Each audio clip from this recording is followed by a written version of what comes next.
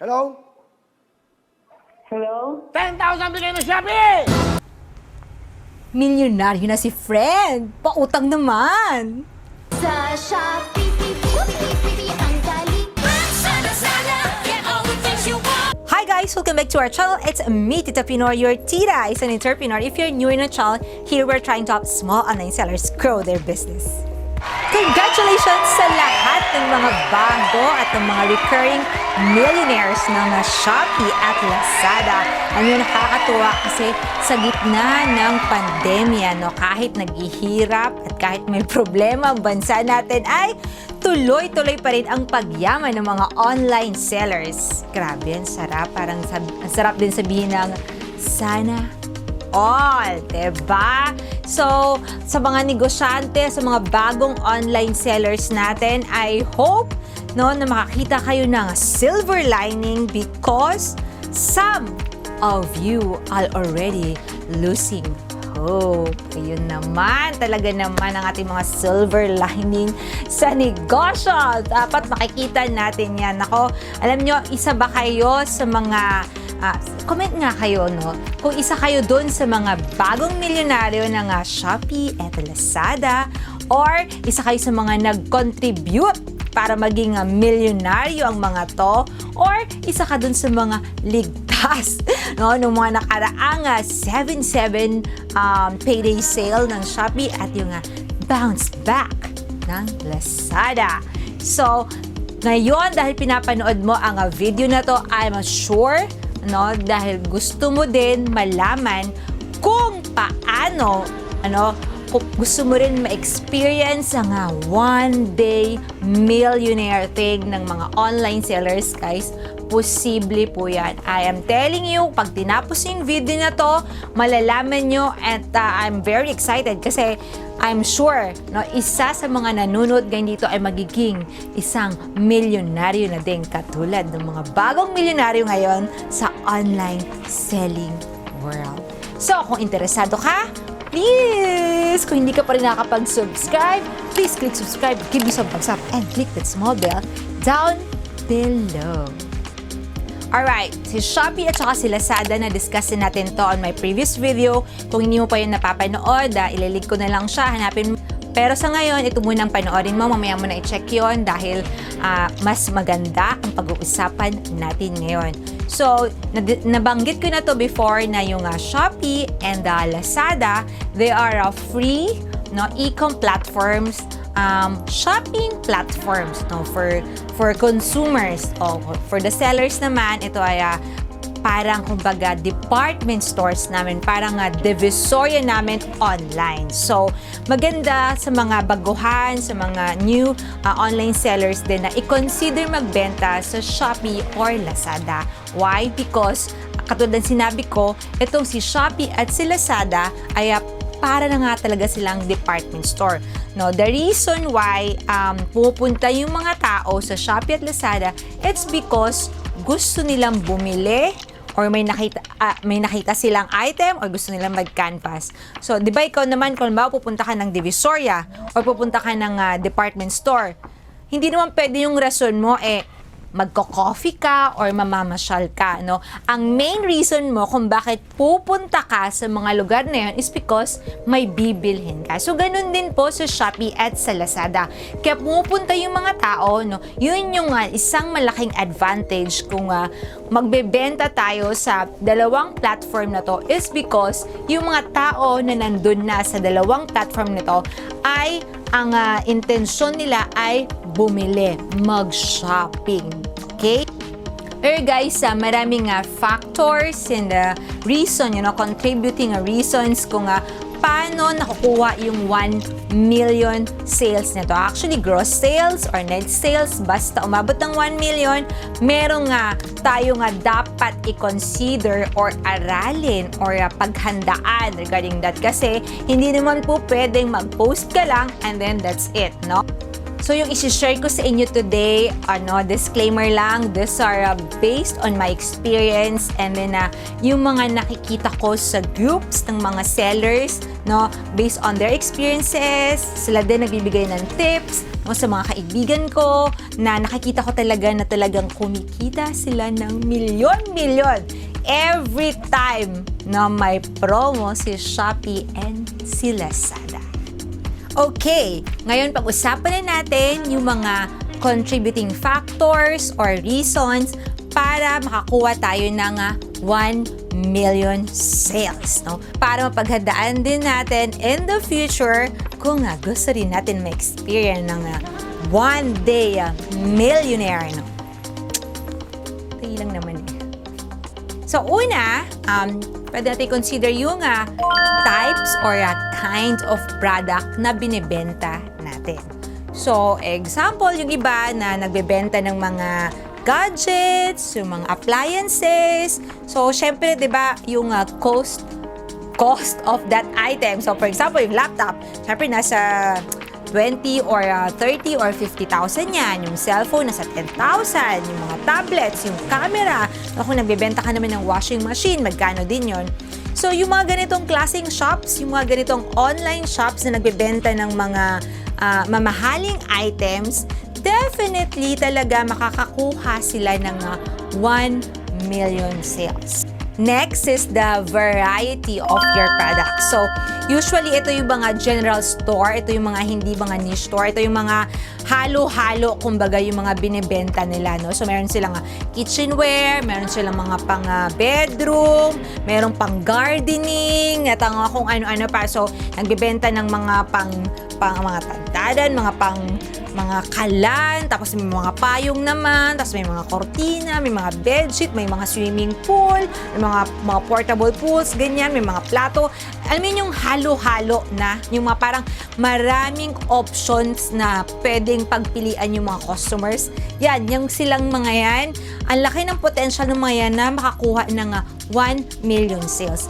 But of course, hindi naman pwede madami kang variety, pero wala ka namang stock. So, yung mga yan kasi, usually mga ganyan, sabihin natin siguro mga nasa 50 to 100, no? Kadami yung pagpipilian ng mga items per product niyan. Sabihin na lang natin siguro nasa 100 or to 300 or 500 and basta madami. So, factor yun na pag madaming options, mas maraming customers na pupunta sa'yo. So, malaki yung chance mo makakuha ng 1 million sales.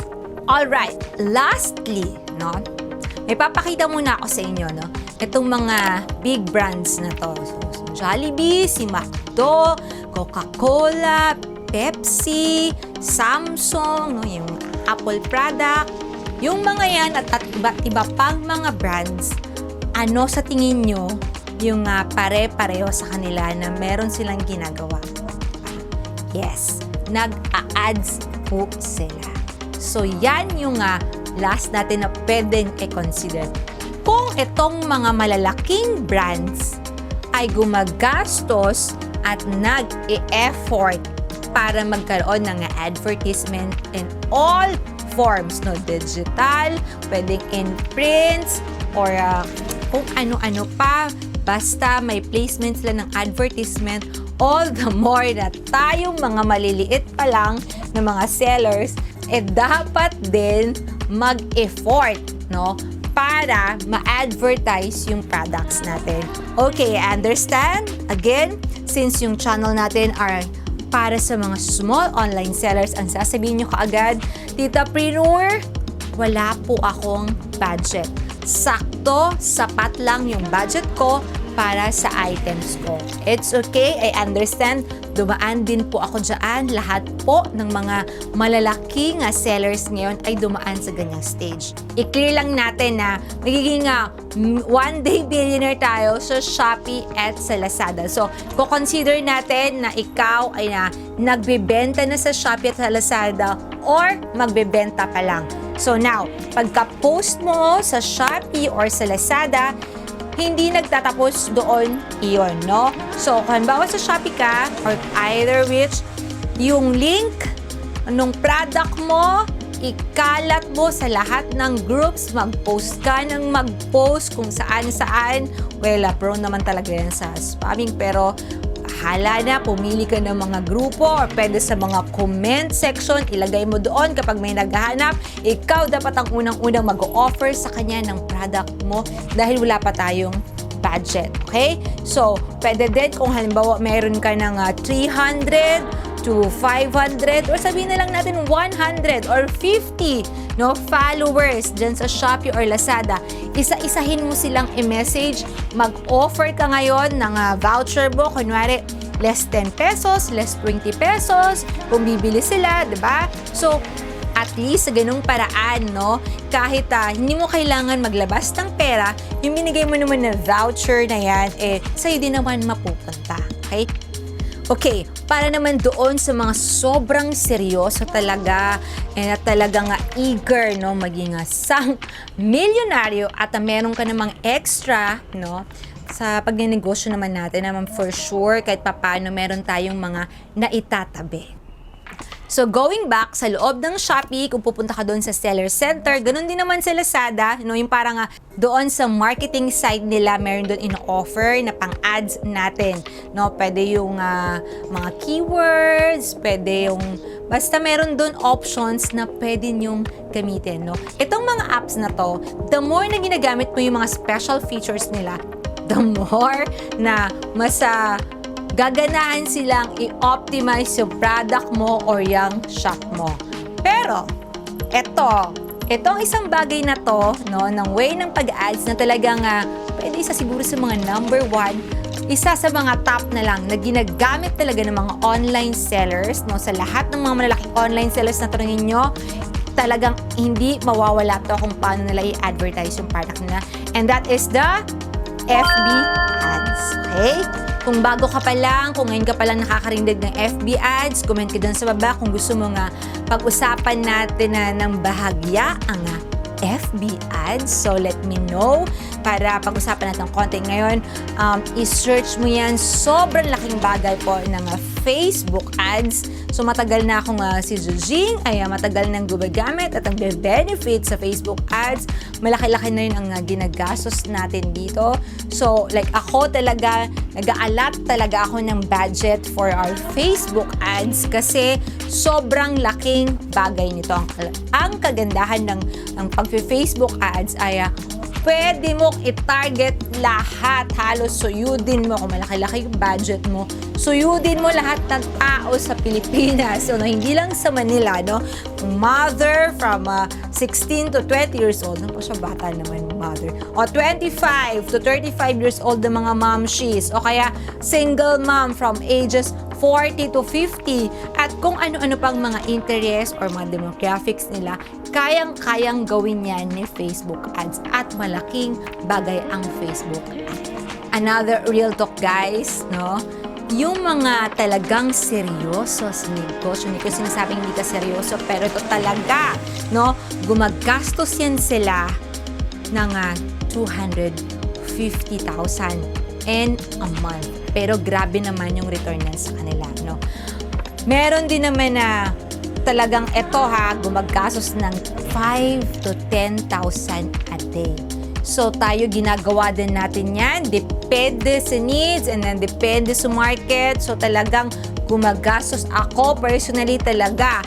Nakaka-addict din ng Facebook ads kasi nakaka-addict yung return yan. Pero kailangan kasi yan sa negosyo, Kung yung mga malaking brands nga, guys, so may pag-compete ka din sa kanila para makita ng mga tao online, lalong-lalo na ngayong online. Ang mahal-mahal na ng bidding ngayon sa Facebook kasi ang dami na talagang mga online sellers, so dapat hindi ka bang papakili.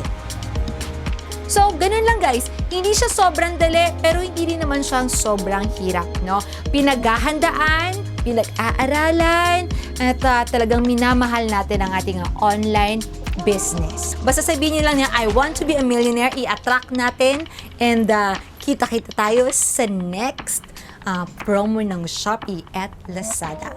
Thank you guys for watching. I'll see you again on my next video. Stay home and keep safe.